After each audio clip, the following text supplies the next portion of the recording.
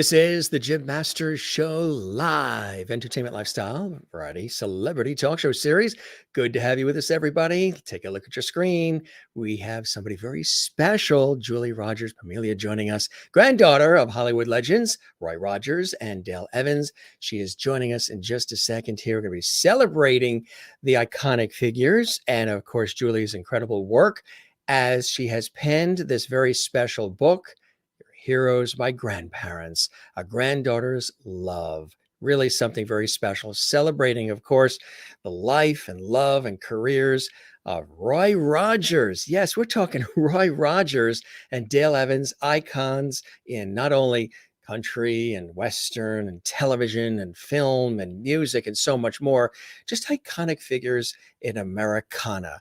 Really feel good content. And we were just talking about that, matter of fact, just a couple of seconds ago, Julie and I, how, I think we could use some feel good stuff, right? This is the Jim Masters Show. We have positive vibes here. Our guests come from Broadway, Hollywood, television, film, music, stage, culinary arts, sports, comedy, inspiration, and so much more. And I tell you, to have Julie joining us here. Now, she's not, I bet you think she's probably in LA, right? Beverly Hills, perhaps, Bel Air. Not right now. She's not. She's actually in the Lake Tahoe region in Nevada. Beautiful, beautiful spot and place to be. The weather's really nice right now. Join me in welcoming Julie Rogers Pomilia to our show, exclusively right here at the Jim Masters Show. Julie, welcome. We roll out the JMS lovely carpet for you there in Tahoe. That is so nice of you. Thank you so much for having me on. I'm really excited about talking about the book and about my grandparents and talking to you and your listeners. Oh, the pleasure is absolutely all mine. It's really fantastic. How's the weather there in the Lake Tahoe region? Is it nice today? It is beautiful today. It's really nice, blue sky. There's still snow on the Sierras, but down in the valley, no snow. That's a good thing. Yes, because you guys have certainly had your share in that area over the last Yep. couple of months, huh? Yep, we True. have. We You have. can, I'm good. I'm good for a few years now, I I think. think you're all set, right? Because I'm Exactly. from LA. I'm from LA and I'm not used to having any snow. So I've got my fill. And even LA got the snow this year. That's I how amazing. know. I can't believe that. I think Oh, California, the West Coast, got far more than we did here in the Northeast yep. United States. Really, Strange. There really. was even a small tornado That's right. LA. Yeah. I remember that. That's right, exactly. And I Crazy just weather.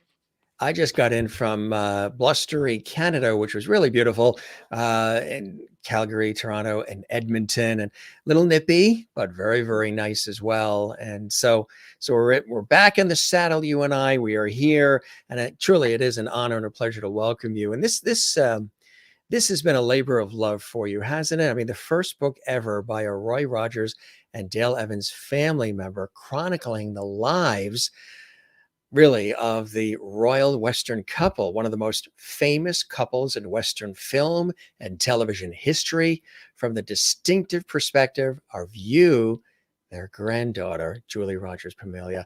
What was it like, and what inspired you to want to write this book honoring them and celebrating their lives?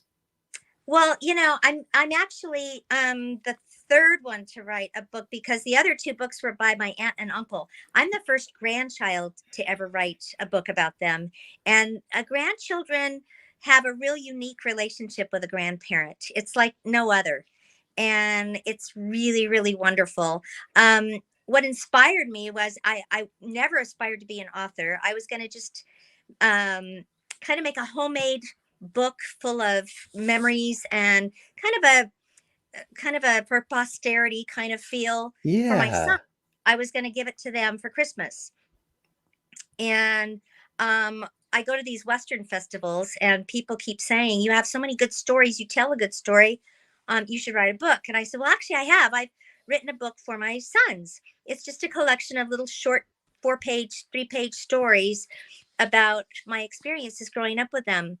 And they'd say, no, no, no, no, you got to publish it because we want to read it too. You got to do that. So I just sort of widened my audience and decided to find a publisher and actually publish them. So The box of books actually came today for the first time.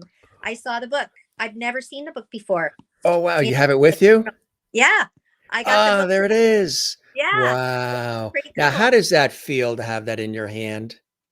It's it's a shock. I mean, like a really fun, amazing feeling that what I wrote from my heart, things that are true and real, and my experiences are actually in a hardback bound book with my name on it, um and it's a real book. I It's a couldn't believe real when I book. opened it. Yeah, yeah, That's right. It is really in your hands and yep, soon to be in the hands of millions of others. What was the, how'd you get started? What was the writing process like? Did you keep journals?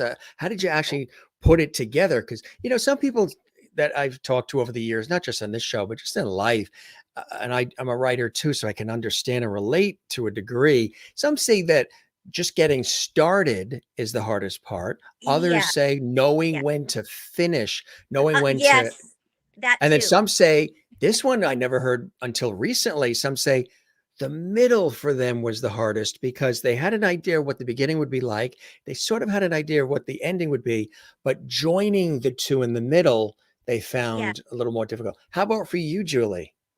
Well, I found that, well, to start off with, I didn't think I really had anything that anybody would want to hear because it was just my normal life, and normal is whatever you grow up with. But I Yes. noticed that every time I tell a story, people would just be on the edge of their seats. Like they really liked my stories. And I thought, I wonder why? Because it's like everything that I do with my grandparents um, is like what you do with your grandparents. But I realized along the way, no, it's different. It was very different. But I'm just now realizing that and looking back. And the way I started was, at first I didn't know what to say. So I started writing down all of my experiences, something, little stories I could talk about. And first I had one, and then pretty soon I had like 33 little stories, and it was easy to write just a few pages at a time, like just tell them this story and then tell them that story. And that's really how it went the whole way through. So Wow. it was fairly easy. Once you connect them all together, then you got a book. Exactly right. So it's storytelling, so people feel like they're immersed in it and Mhm. they're almost hearing your voice telling the stories in a way, right? Right. Right. Several of my friends who read it before it was published said, I can just hear you saying this Mm, stuff. And that made me feel good because I write pretty true to how I talk. I'm pretty, it's not very, it's informal. Let me put it right. that way. I, Authentic, real, yeah, right. yeah. Do you see an audio book eventually coming out where you are narrating the book? I've been asked that, and I really, like most people, don't like the sound of my voice. But it might I think be, it sounds great.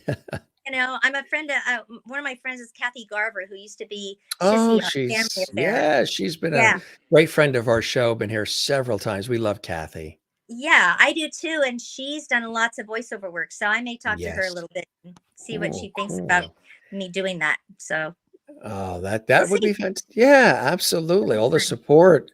Yeah. So, we don't want to give the book away, but what was it like being the granddaughter of Roy Rogers and Dale Evans? Kind of cool, huh? Well, it was, but at the beginning, I didn't think my grandfather and grandmother were any different than anybody else's because I figured Right. everybody's grandparents had a TV show. And that was just my normal. So I figured that's what everybody else's normal was.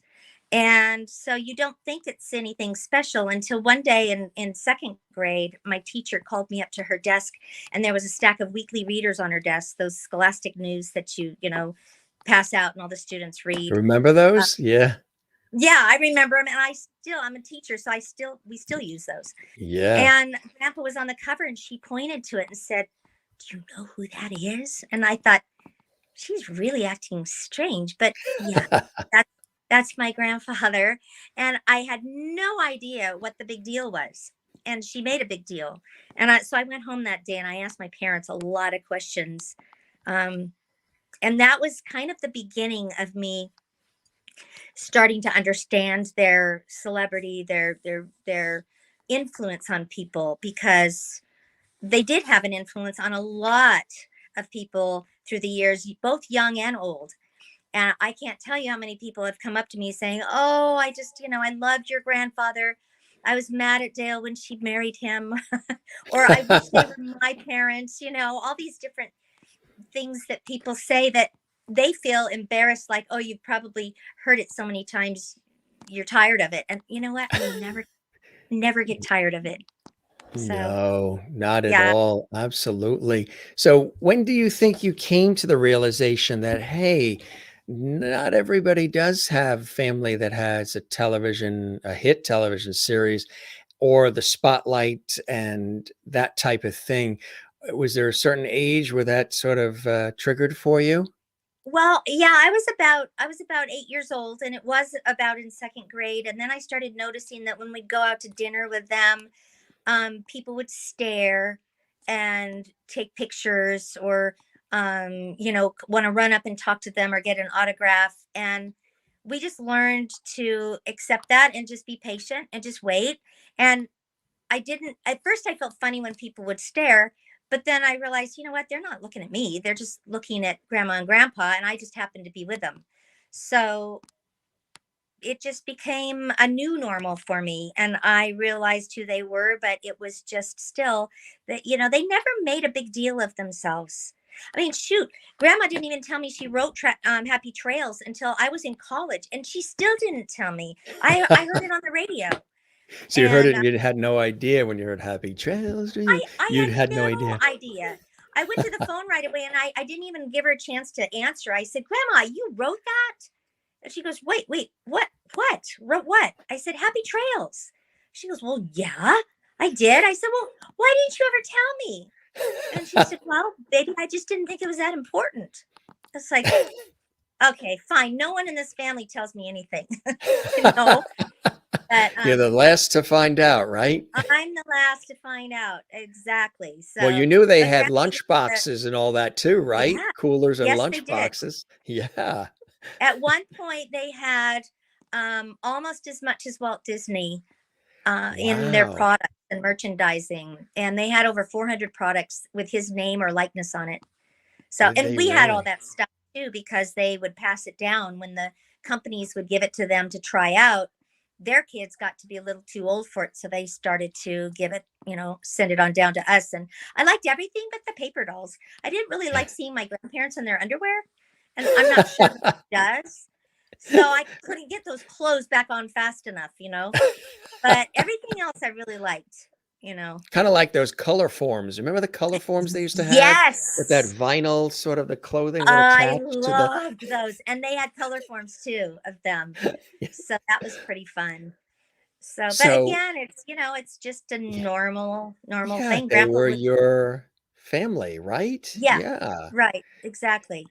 So, So when you think about it, they're beloved. I mean, and still are today, and they've left their happy trails for all of us to enjoy on television and in music and so much more.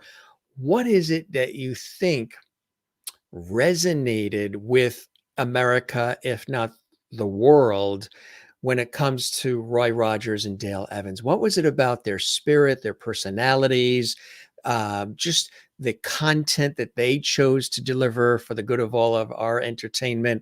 What was it about them that people gravitated to? I can tell you for sure, I think one of the biggest things is because they were authentic, and they weren't somebody else in private and somebody else on the screen. They were the same both on and off screen. And they were very approachable. They were very reachable for people, and they related to people because they had heartbreak, they had hard times, they had the Down syndrome. My aunt was had Down syndrome and heart problems when she was born, and at that time people institutionalized children like that had that. And they were asked by the doctors, okay, when they left the hospital, where are you going to put her? And my grandpa said, what do you mean, where am I going to put her? We're taking her home. And they said, oh, no, no, no, we institutionalized them. And he said, not us. We're not doing that. She's a family member. She's our sweet, precious daughter. We're taking her home. And so they weren't shy about bringing her out or talking about her in public. And I think that really changed the landscape of social, opinion of what, of special needs, people with challenges, things like that, because they started to see, after they started talking about Robin, and they had, of course, had her for 2 years. They'd start going to rodeos, and pretty soon they started seeing all these families at the rodeos bringing out their children with special needs. And so Grandpa asked each venue if they would save the first 2 rows around the arena for those families with children, and children especially with challenges and special needs. So they weren't afraid to tell their truth, and yet they didn't shove it down your throat either. You could talk to Grandma about anything, and even if she disagreed, it didn't matter. She just was so easy to talk to and so open-minded. So they were special.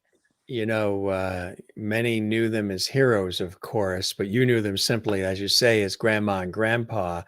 And having lived through the 50s and the 60s at the height of their popularity, and onto the current times when few people on the age of 50 remember any of the historic Yeah. figures that had a great impact on American culture, they were literally like the Bran and Angelina of the 50s before it was even in vogue, right? Mm-hmm. They were, because every time they'd go out to a hospital or an orphanage, and they specifically visited children a lot.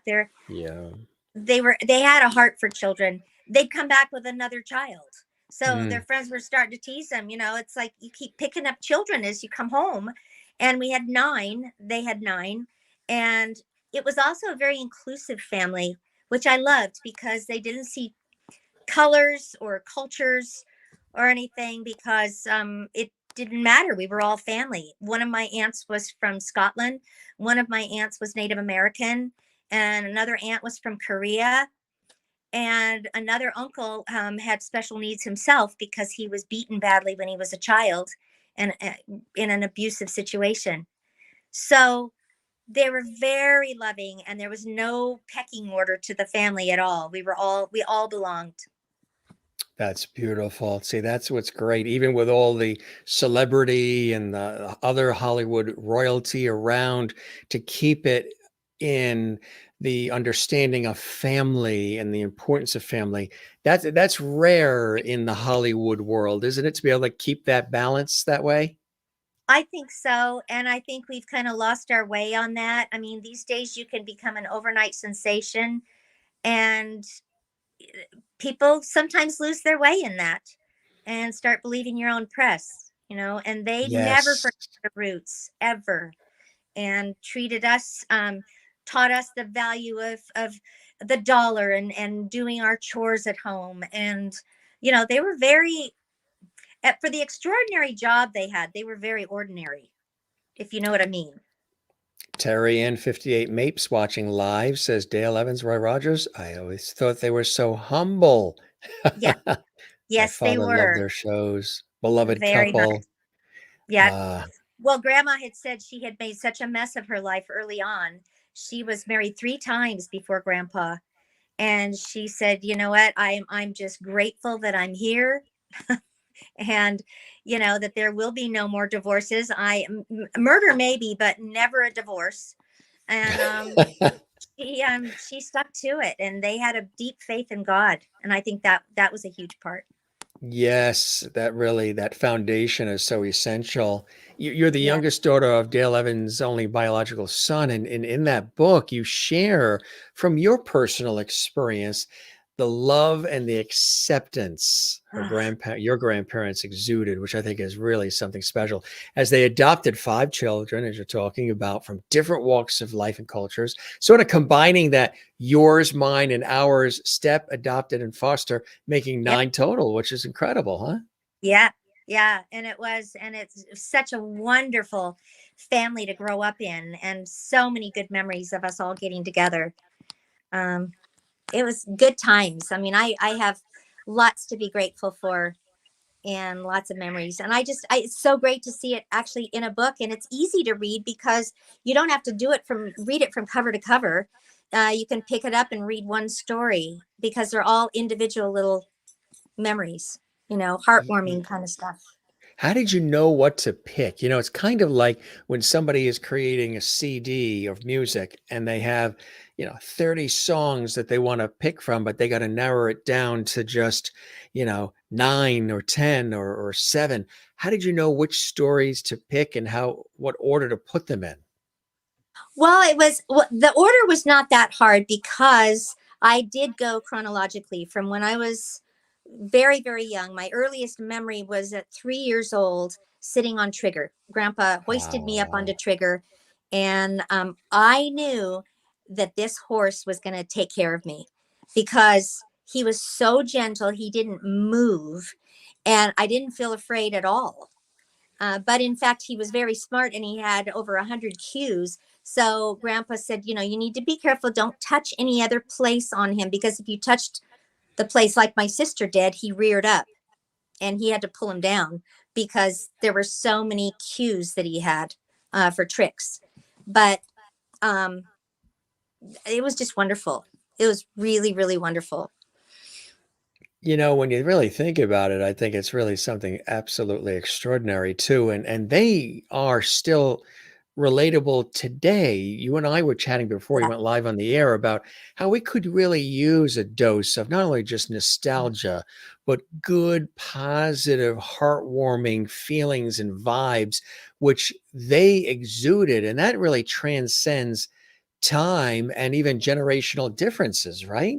Yeah, it really does. The things they taught me when I was little, and they were very hands-on grandparents.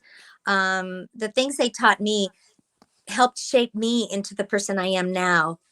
And just they were so wholesome, and they weren't faking it. They weren't just trying to show an image. They really did live it to their, among their family. And so I think people still gravitate to that. It's just like the whole book is just a feel good book. There's a lot of tell-alls out in this world. This is not one of them. So if you're looking for a lot of dirt, you're not going to find it, but you will feel No. good. How did you come up with the title and the cover? I think it's great.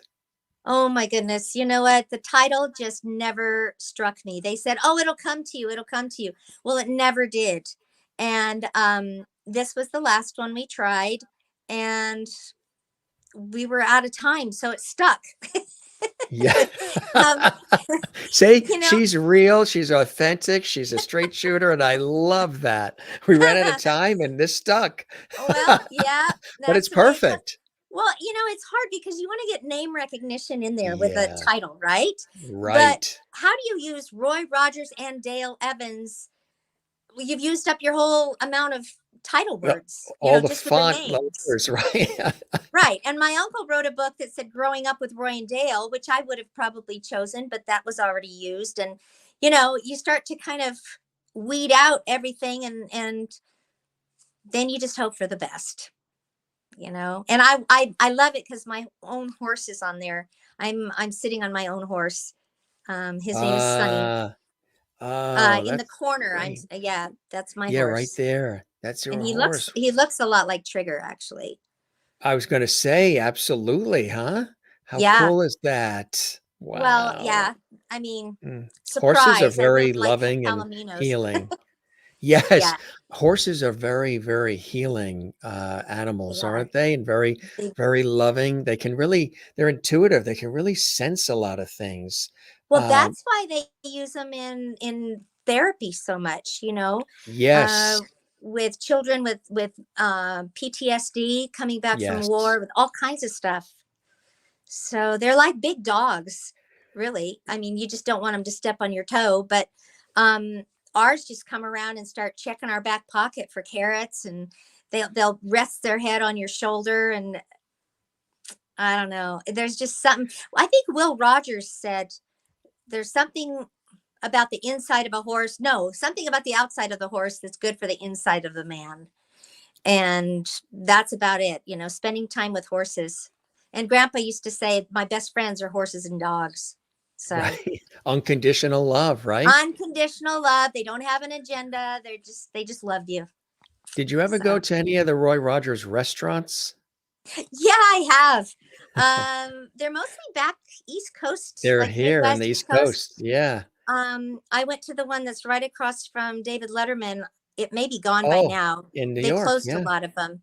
Yeah. But yeah, it was kind of fun. You walk in and you see his picture. It's like, oh, And there it that's is. fun. Well, Hmm. speaking of pictures, when you think Hollywood, there is that need for the appearance of quote unquote perfection in Hollywood. And it wasn't that much different even in the back in the 40s, right, than it is today. And after your grandfather screen tested, got the first contract with Republic Studios, the high hopes were soon replaced with really the harsh reality when they wanted him to be more quote marketable. They felt he needed big expressive eyes and to put him on prescription eye drops to relax Yeah, his muscles and dilate his pupils, huh? Fans wrote in it saying, was. "What did you do to I his mean, eyes?" yeah, crazy. He got all kinds of fan mail that said, "Hey, what are they doing to your eyes? Tell them to stop it. We like your eyes the way they are. They're squinty." I mean, that's kind of one of his trademarks. And he wasn't big enough. He was not a tall man. He was 5'10", and so they wanted him to be more buff. So they told him he had to walk around on his hands and do lots of handstands. So he got really good at it, and he'd walk from set to set on his hands and visit people, and he just he went with it. And Grandma, they were the same way. She got off the plane and the guy said, wow, you're not anything like your pictures. Your nose is too big, your forehead's wrong. It's like, well, what am I supposed to do about my forehead? Your hair's the wrong color, all kinds of stuff. So it was a harsh reality, I think. you Isn't that know. incredible? Yes, people Yeah, don't realize sometimes what people go through behind the scenes to be able to bring the joy and entertainment and some of the things that happen behind the scenes. But yeah. as I said earlier, which I think is a beautiful thing and is very inspiring for others, they made time for family. They would juggle their Oh, schedules to make it to the birthday parties, the school mhm. plays, the family outings, special events. And I think for the real diehard fans, that's reassuring to know that they did that, that even with all the glamour and all of the time and attention it takes to, do Hollywood in the way that they did so beautifully, to be able to find that balance and do the birthday parties and the holidays and be there for all of you. It's very That's true. refreshing for people to know. Well, we used to do a little nativity play for our neighbors every Christmas in our living room. And so we'd invite all the neighbors and then, our friends in the neighborhood, and we'd set up folding chairs in our living room, and we'd pull the sheet across, for the curtain Oh, and we did everything. that And too. yeah, so, My so mother was one like, year "Are we you were using our good short. sheets?" Yeah, yeah. Well, one year we were short wise man. We were short one wise man. So Grandpa Roy stepped in, and he donned one of the paper crowns, and he was one of the wise men, and it was so cute. There he is standing there with all these kids Yeah, as a wise man, and that he is loved it. so cool. Yeah, they were real family people, very much Yeah, so. to be involved in that way, which I think is really fantastic. And they even got on the floor and played Old Maid. Oh yeah, they could be in the White House one weekend, spending the night. They knew a few presidents actually personally, and then the next weekend, then they could be laying on the floor playing Old Maid with me. So they just kind of floated seamlessly in and out Yeah, of the spotlight, and sometimes they would pull us in with whatever we were doing along with them, and we would get kind of short glimpses of what they did every day. yeah, And yeah. so it was their extraordinary life had, kind of bled over onto us in a good way, that it was kind of fun sometimes. Yeah. Absolutely right. And then, you also share a little bit of Dale's difficult life before fame. Your grandmother had to Yeah. drop out of high school at 14, eloped, had the son at 15, divorced, single parent at Mhm. 17, and suffered through two more failed marriages in her intense struggle for fame. And Yeah. before Hollywood, her third husband was named Dale Butts. So, as Yeah. her given name was Frances, her name became Fanny Butts. Fanny butts. Yeah, I can see where there was a divorce coming in that one. I'm just kidding. Just for Um, the name, yeah. yeah. She did not take the easy road, and she was very strong-willed. And unfortunately, Grandma said, you know what, baby, you are a lot like me. You're probably the most like me of any of you girls." And I thought, well, I don't know if that's a good thing or not. um, so yeah, she was very strong-willed, and she was just gonna get fame, go for that star, with all she had. And she unfortunately felt a lot of guilt over that later on in years because of my dad, and how she would pull him with her because she wanted him with her, but then she would realize this is no place to raise a child in, apartment in Chicago while I'm working horrible hours. And so then he'd go to live on the farm with my great grandma, her mom. So he kind of went back and forth, and he could have been a real bitter, resentful man, and he wasn't. He was amazing. That's Probably the incredible. happiest man I've ever met. Truly happy. I mean, he even liked hospital food, and nobody likes hospital food. Nobody. So, Eh, your grandfather was a bashful country boy, yep. sometimes even hard to know deeply, but your grandmother, Dale, on the other hand, was about as shy you describe as a bulldozer. In fact, Yeah. your grandfather hated talking on the phone, even with family and friends, but your grandmother, on the other hand, would tell you what she thought, sometimes whether you wanted to hear it or not, right? Yes, exactly. That was exactly the way it was. And I used to play a game, sort of a secret game, to try to see how long I could keep Grandpa on the phone when I'd call. And if he happened to answer the phone, I was like, yes, okay. And I'd be just chatting up a storm with him and trying to see how long I could go before he said those words. All right, I'll go get Ma. And Yeah. then it's like, okay, I'll Hand it beat my off. time next time. Right. He did the handoff, right? Yes, he did. He was not, he was just shy. Even at Yeah. family reunions and Thanksgiving and Christmas, he had to sometimes retreat to the bedroom just for some decompression time. Yeah. And just because that was him, that was who he was. You mentioned the merchandising, showed the lunchbox earlier. Your grandparents, Roy Rogers and Dale Evans, second only to Walt Disney in the merchandising in the late 40s and 50s. Like you said, over 400 items, which was absolutely incredible to Yeah. know back then there was that much. I know now it's all collectible and it's rare, but just so really amazing. Second to Disney. Of course, you also, touch upon that, there we all have things that happen in our lives, but their personal tragedy of losing three of their own children was, of course, heartbreaking, gut-wrenching Mm, times for the family yeah. that brought the family closer and sort of that's remained that way, right? Yeah. Yeah. It sure did. And no parent is expected to bury their child. Uh, No. and they had three children pass in just a little over 3 years, and Trigger on top of that died. And it was just a really, really hard time. And Grandpa got even kind of more, into his world, his not his world, like he was, he just didn't talk. He was trying to process things, and it was just too hard for him to share with Expressed it. people. Yeah, he had a Right. hard time expressing that. So they moved. They just took all their stuff and they moved up to the high desert outside of LA. They had lived in Chatsworth at a really cool ranch. That's the one I remember. And then they sold it to Val Kilmer's family. And that's, again, I didn't know that until I was watching the Academy Awards. I don't know. I don't know what year it was that he came on stage with one of, it looked like Trigger. And he said he grew up on Roy Rogers Ranch. And I went, Roy Rogers Ranch? I don't remember Yeah. you. Yeah. And I called my Uncle Dusty. I said, what is this? What do I not know again? And he said, oh, yeah, they sold it to the Kilmer family.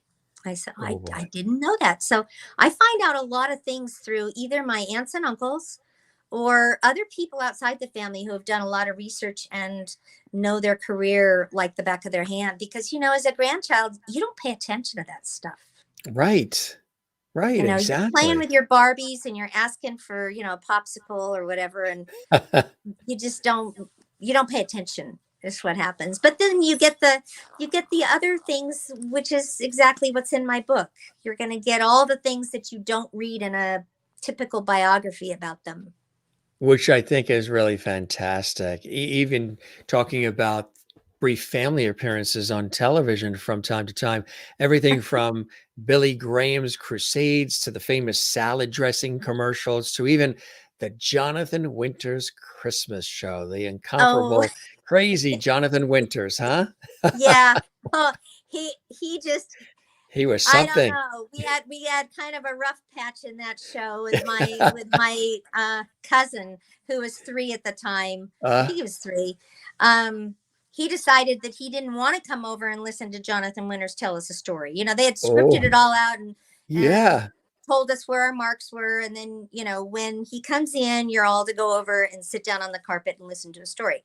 Well, he thought it'd be more fun to play with the toys. He picks up a ball, and right in the middle of Jonathan Winters' story, and he's wearing his Viking hat, he just throws this ball as hard as he can and hits the hat, and the hat flies off his head, and all of a sudden now he's into just making stuff up. He's going off script, and he Oh, was so Jonathan. funny Oh, incredible, that eh? tears were rolling down the cameraman's eyes, and the producer loved it, and we didn't get to do the next show in front of a live audience because of that. He said, nope, that's a take. I'm going to take that one.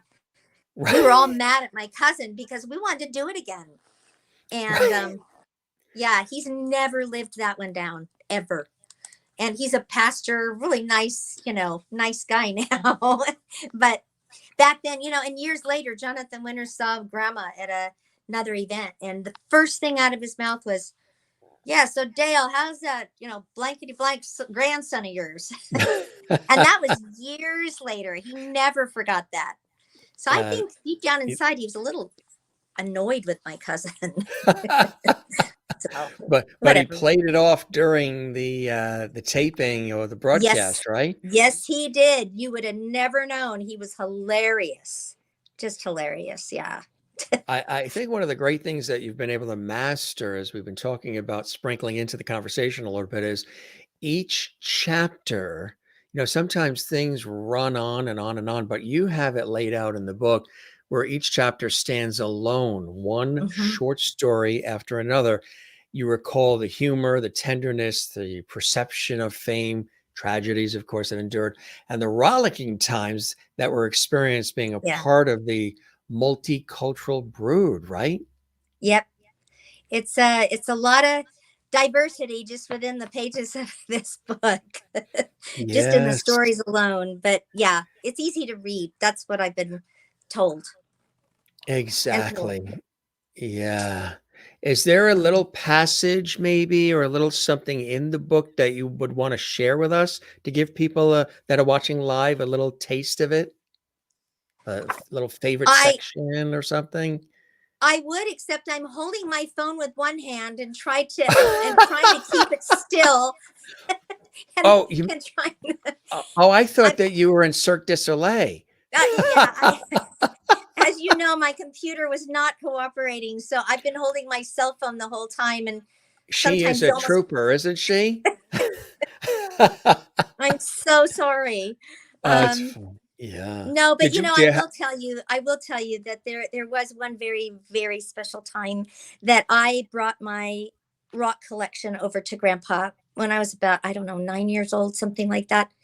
And my rocks, I called them my gems, but they were actually gray river rocks that, when they didn't have water on them, they were just pretty, ugly rocks. But I thought I had this really cool collection. So I brought it over to Grandpa one time when we were there, and sidled up to him and said, "Hey, hi." He goes, "What you got there?" I said, I have gems. I got gems. And I showed him every single rock that I had. And God bless him, he was listening to every detail about every boring rock. And when I was done, he said, "Come here. I want to show you something." Yeah. And he took me out to the garage to his workbench that was covered with sawdust and all kinds of stuff. And he had a rock collection, and I didn't know it. And he started showing me all of his rock collection with those geodes where you open them up and there's crystals inside and everything. And my eyes were about this big. And he was showing them to me. And as he was, I didn't realize it, but he was putting his rocks in my box. And he was showing me all these beautiful stones. And then he put the lid back and gave me back my box. And it was a lot heavier than it was. And I peeked inside and realized he had given me all those rocks. And he just smiled. He was a man of few words. And I just said, "Oh, thank you, Grandpa." And I gave him a big hug. And he said, I think you'll enjoy these. And, I still have that rock collection. I still have it today. In fact, I have a picture of it in the book. And just the fact that he loved me that much to spend time with me. I know it wasn't a big deal that he gave me those rocks, but it was to me. And the time spent was a huge deal to me. And I knew that my grandpa really loved me. Oh, So, yes. yeah, Absolutely. Yeah. things like Kathleen that. in New York City says, congratulations on the book. Can't wait to check it out. And Oh, Terry Ann thanks. says, I'm so excited to get your book, Julie. Where can I'm she get it? glad. Amazon. Is Amazon where it's at? Amazon is up and run. Yep, it's on there. Until the 17th, it's pre-order, but it's official on the 17th of this month, which is just right around the corner. But you can Yeah. order it. You can pre-order it, and then it's also on Barnes and Noble website, and I don't know, a bunch of other different websites, but those are the main ones Do you you can order see on. another book in the offing now that you've written this one and you've gotten through it and you've done it and it's in your hands and there it is? Did you enjoy the experience enough where you would like to write some more? I do. I do like to write. I love to write, and I've been writing since I was a little girl. And And you're a teacher, like you said. I'm a teacher. Yeah. Yeah. So I could see writing another book. I don't know if it would be about this. I don't know what. I've always been interested in writing children's stories. And I have a story that I haven't gone to a publisher with. So I don't know. I'm open to it. I hope this book goes well. Had you, having this illustrious familial background with Hollywood and entertainment, had you ever thought of pursuing acting and any of that yourself? I really was interested always in the workings, the inner workings of it. And I was always more interested in what was going on behind the camera and all the people that were busy scurrying around and doing this and that. And the artistic part later on came into play when, watching the people, the set dressers and all of that. And I really did want to do that.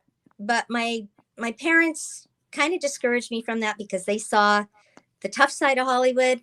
And I don't know, I ended up becoming a teacher, but it's kind of like I'm on stage as a teacher, You actually. are. You You have to are. grab your audience, you have to keep your audience, the attention and everything. So, there's who knows? And I may reinvent myself after I stop teaching. So who knows? What age groups do you teach? I've taught everything from preschool up to sixth grade. Oh, And wow. right now Yeah. I'm in third grade. Oh, that's So terrific, huh? yeah. Yeah. They keep That's you young and they keep you on your toes, kids do, because it's always new. And teaching is always evolving and it's like a totally different profession than it used to be. So I feel yes. like a new teacher, actually. Yes, yes. Hmm. Do you have to buy your own supplies? I have a couple of friends who are teachers here on the East Coast, and they go in like late August to set their rooms up. And oftentimes, which surprises a lot of people, that sometimes the teachers actually have to go and buy some of their own supplies too, which Actually, you shocks do. people. Yeah. I mean, Yeah. I've probably worked a couple months for free over all the years that I've spent on buying stuff for my classrooms. But I mean, you can get by on the basics. They give you the basics, but if you really want to do those extra things as a teacher, you start getting into your pocketbook a bit. You do. Yeah. Yeah, What do but you it's hope? worth it. It's worth it. That's the bottom Mhm. line. That's what they Yeah. all say. What do you hope people are left with?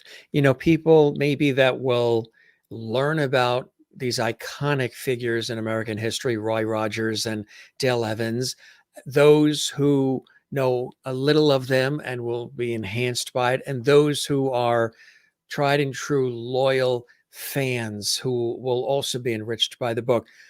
Uh, what do you hope people are left with when they read the book? Well, I'm hoping they're left with a good, just a good feeling inside, and the knowledge that there are still good people in the world, and there were good people back then, and maybe even share it with people that are younger than them, to get some of the younger generation acquainted with who they were, because like I said, they had a lot of influence over people during that time, and it was real and it was authentic. And yeah, I just hope people are touched by it like I was touched by their lives, and it's from my heart. And it's a little scary putting your heart out there, Yes, right? Yeah. but it's not a biography. It's of them, of their career. It's a very personal book with memorable stories in it that of my life growing up with them. Mm, that's really So beautiful. We're showing just sprinkling in some fabulous photos here. Tell us about this one. that was my college graduation, and Wow. I was taking a picture with grandma, and I'm with grandpa, and grandma said, "Oh, wait, let me get in." And they caught it right when she was just coming in the picture, so I look like I'm hovering over by grandpa a little bit more than grandma. Um, but they were always there at our important things, Mm, and that was definitely an important time for me. mm. The Muppets too, right? Yeah, yeah. And they How would take cool is us that? sometimes when they were taping shows and things, and we'd go and sit in the front few rows, and meet the people afterwards, and it was fun. It was a good time growing up, and Yeah, I really miss them. I miss I'm sure their you do. presence in my life. One of the great things I think, I've got a couple of friends where the parents are of note as well, or grandparents, other family members. And I would say that maybe the love that is expressed from those who really admired them, and then of course all of the contents, the music, the television, movies, everything that's out there, sort of in a way, it doesn't replace them, but maybe adds a little bit of comfort because you're always in some sort of way surrounded by them, and Yeah. universally because everybody else is also uh, Yes. they're revered to them as well. That's, I guess, a little bit of comfort, perhaps, huh? You know what? I have thought of that so many times, and I do feel that way. I love it when people come up and tell me how they felt about my grandparents, because it's heartwarming to me to think that you loved somebody that I really loved, and we have that in common. And it's a great conversation starter, that's for sure. um, but it's really nice to know that people, that they were loved, and very much so. Rhinedale will live forever in our hearts. Thank you for sharing such wonderful memories with us. Kathleen in New York City, Terry, these are some of our faithful lovities watching around the world. Hey, gang, just want to let you know I told Julie about the lovity thing on the Jim Master Oh, show, and she yeah, loves it. She's right I there in. do. And they've I'm already I'm said you're gonna a be I'm lovity. gonna become one. I'm gonna You become a are. love. Yep. Oh, you are. You are. Everybody that comes on our show is a lovey for life. And the door's Perfect. always open. I say we keep the porch light. Yeah, Roy and Dale would love this. Keep the porch light on for you. Yep. She says, I'm so Absolutely. honored to have met you, Julie. And thank you, Jim, for all you do. Special guests, they bring so much joy. Thank you so very, very much. Terry Ann, Maureen in Arizona says, teaching is not an easy job. I commend you for all that you do for our future. And Oh, Sherry thank Larson, you. who's in Kansas, thank you, Julie, for sharing with us tonight. Remember watching your grandparents' reruns growing up at grandparents' house? We couldn't wait to watch. Good luck with your book and all you do. You know, Oh, I thank must, that you. must make you feel so good when you hear that It from does. It the, really the, does. the Thank fans, you. right? It When people really is actually great. expressed, how much they matter to them, but also the work that you're doing to celebrate them as well, which I think is absolutely beautiful stuff. Truly, what are some of those other, in addition to, of course, having them in your life? What are some of those other blessings and joys in your life, Julie, today that keep you going forward in life? Well, definitely it's my three grandchildren, first of all. I shouldn't say that. I should say my three sons. Um Yeah, sort of and order of then events. Yeah, yeah, then the grandchildren came. But family, I think I'm carrying on in the tradition that my grandparents did, that family really is the most important of any of the work that I do. It was the hardest job to be a mom, even much harder than being a teacher. Um, and it all, the hard work pays off. And I just love spending family time with them, and close friends, and um, keeping life in perspective.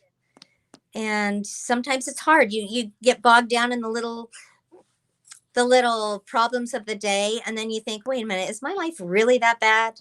If that's my worst right, problem, right. I Yeah, think I'm I think I'm going to be okay. you're right, So, exactly. You ran out of toothpaste this morning. The yeah. world is ending. The Wi-Fi is acting up. The world is ending. Yeah. There are bigger Yeah, things out there.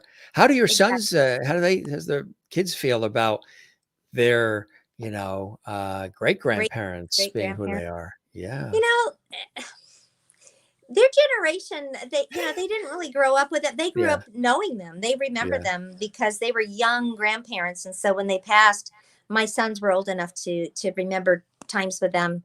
Um, but they just take it in stride like I did. I mean, there's a drink called the Roy Rogers, right? With the Shirley Temple, there's a Roy Rogers for the boys. That's right. And I remember being at a restaurant one time with Taylor, my oldest, and said, "Oh, you know what? I just saw there's a drink named after Grampy on the menu. Do you want one?" And he said, "Yeah, can I have one?" Sure. So the server came over to our table, and he very plainly, just honestly said, "I'd like a Grampy, please." And I said, "No, no, no. You have to tell him his name. They don't know who Grampy is. You have to say the Roy Rogers drink." And so they just kind of took it in stride, like I said. Um, they appreciate it, but it didn't change their life as much as it changed mine, because I grew up around them, and like a lot. And they were older and retired by the time my kids came along. So they didn't see them in the same light, but they loved them. They really loved them. And the feeling was mutual. So it was fun. That's so beautiful, huh? On so Yeah. many Yeah. different levels. Well, I'm sure they met this person, another icon. This was my aunt's, and it got passed down to me. Serious collector of very expensive dolls. Mr. George Burns is with us. Oh, look at that. Huh? Oh Isn't my that gosh, that's cool? awesome. Isn't that a cool one? He's got the cigar Yes. too. There's the cigar and Oh, the red that's hanky. There he. perfect. Who he made that? This was actually a collectible that came out when he hit that magic number. And this particular one is from Legend Collectibles. I mean, it's still got the tag. He's on a pedestal. He's supposed to be in plastic. He's supposed to be in the box. But I did a nostalgic episode of our show 3 years ago. Everybody Uh-huh. fell in love with him. So he pops on, and he's always dapper in his tuxedo. And I he love usually it. he hangs down below, and he has his martini with a cigar. So he's sort of my associate producer on the Jim Yeah, Masters show. like your sidekick.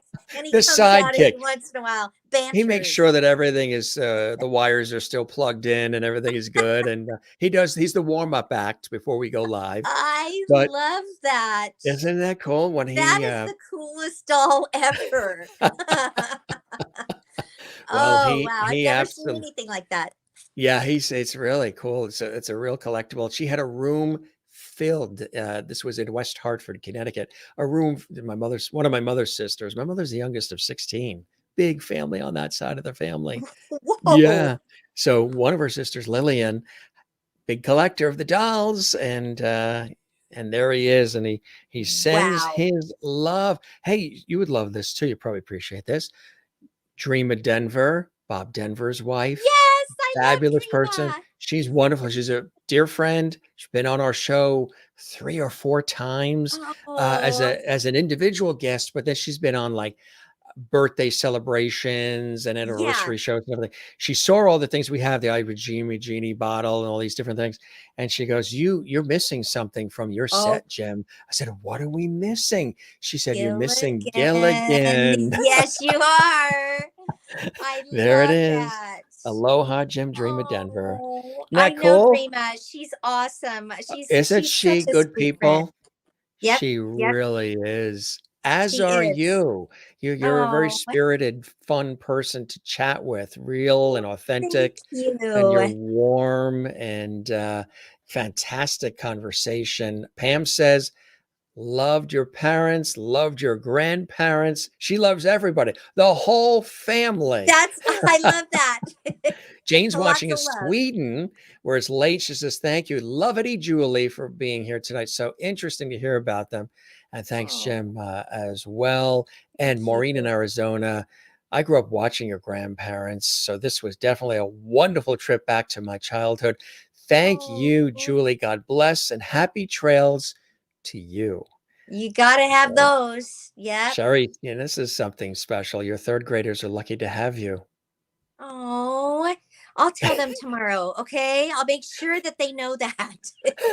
On the Jim Masters show, right? Yes, yes. You are the best.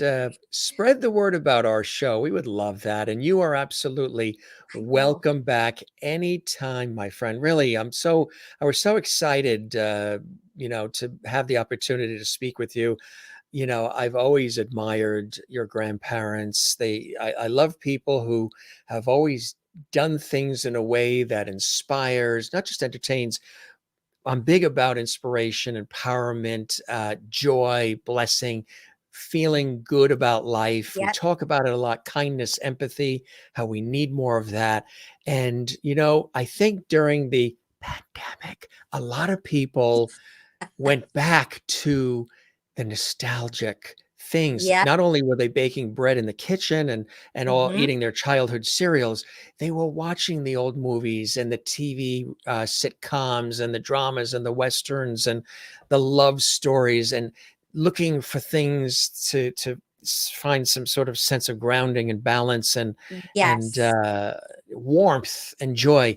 And they certainly, the iconic people that they have been and continue to be in the hearts and minds of you and your family and millions of others, that to the umpteenth degree. And you're carrying on.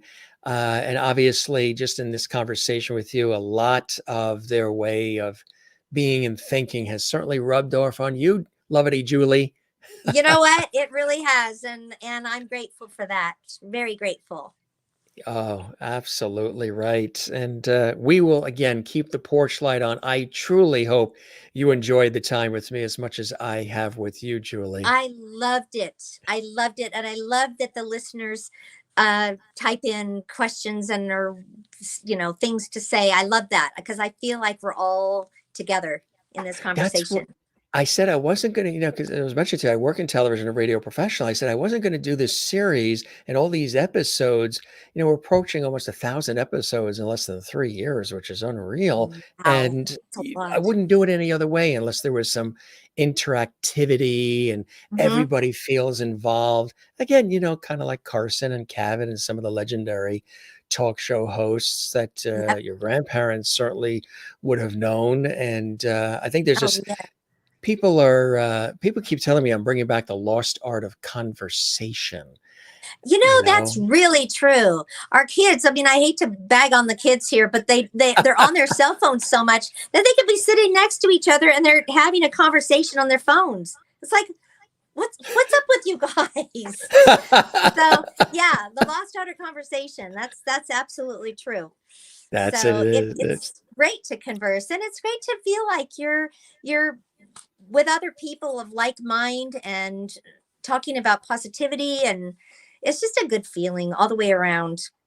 It really is. And thanks for sprinkling some of that with us here on the show. And again, congratulations on the book. There it is, everybody. Barnes and Noble, Amazon. You can pre-order at the time of this show right now. But if you're watching this 6 months from now or a year from now, it will be there and available. Your heroes, my grandparents, granddaughters, love. Really, really something cool and special. And now you know a little bit about the author, about the granddaughter, about the family member, and the person who wrote those words and shared those stories with all of Ah, us and all of what? you. As she did your battery die out? She was plugged in. That's what I you was call a. plugged So we in. say, Here I are you playing show and tell with us? There you are.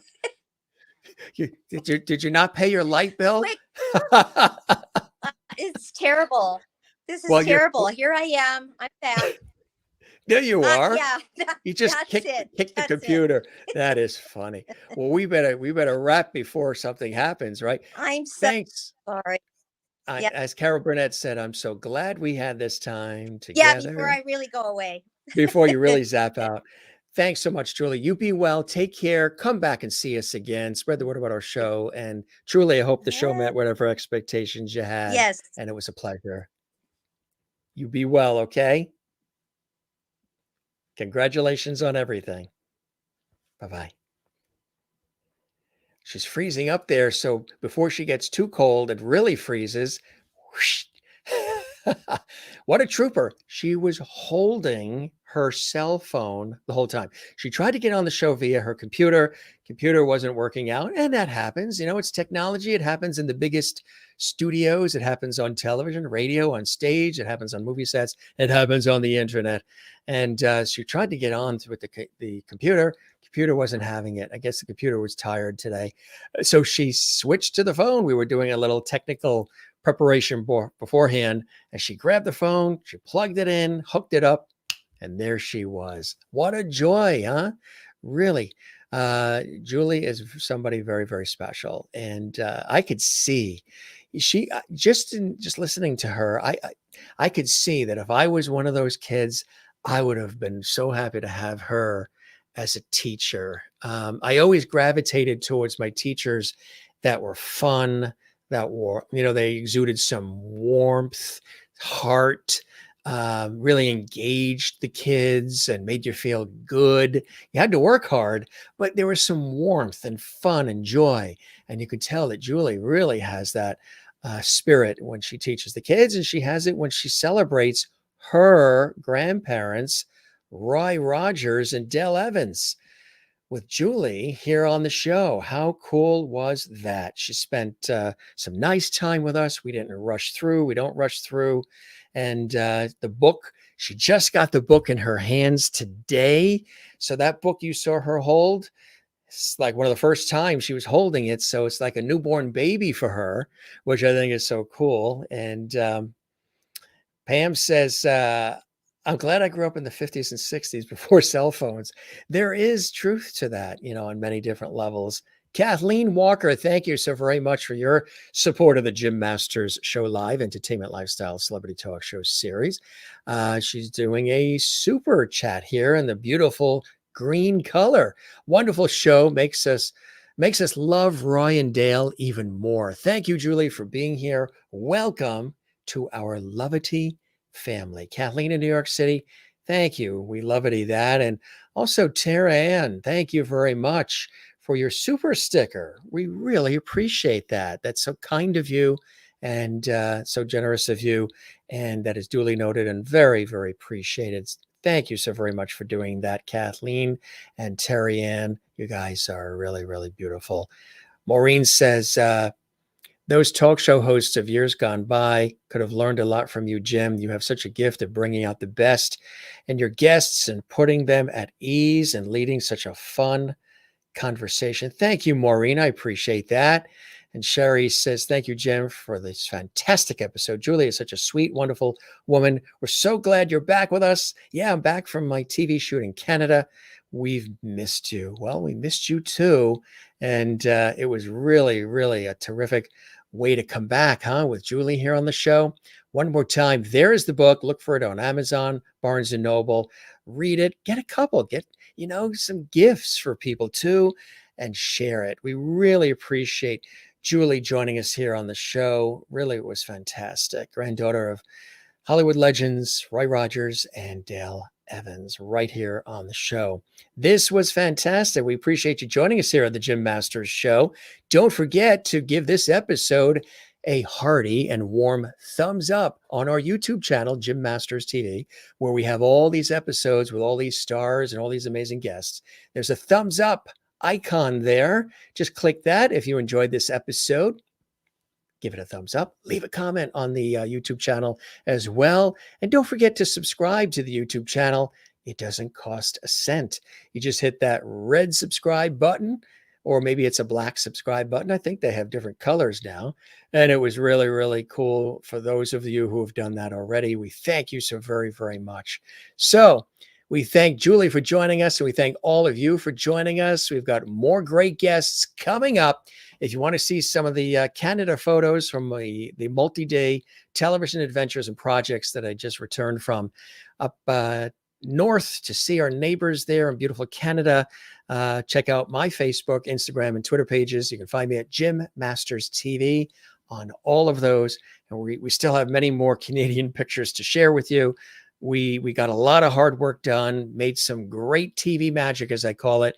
And we had a great time meeting so many wonderful people along the way. And that's what life is all about, right, gang? And look what happened. I turned these lights on almost 3 years ago, and all of you met each other, and I met you, and you met me. And that's the way it works. And lovely land here. Thanks for a wonderful evening, Jim. You are dismissed to unpack. I know the luggage is still waiting to be unpacked. Eat and relax. We shall. Your wish is my command. Thanks, gang. We love you all. Thanks for being with us here on the Jim Masters Show on this episode. We don't say goodbye around here. We say see you later. Ciao, cheers, slancha, shalom, sayonara, moy loop, avida zain. And don't forget to love one another. Don't forget to take care of one another. And here's one of your favorite parts. You love when I show this. Don't forget to relax. We got this when we were in Newport, Rhode Island. It was in the window of one of the shops. And I said, how cool is that, huh? Relax. So there's your word, relax, take care, love one another. And we shall see you. I'll be right here waiting for you for the next episode of the Jim Masters Show series, which will be tomorrow. We'll be here. Thank you, Jim. Good to be back here. Have a great night. And Kathleen works with the New York Mets, our baseball team. Go Mets. It looks like they need it. They're off to a slow start already. Thanks, gang. We love you all. Take care. Be well. This is Jim Masters thanking you for your time this time. Till next time, as you watch and enjoy from all around the world, we enjoy having you here. Take care. Be well. And cheers.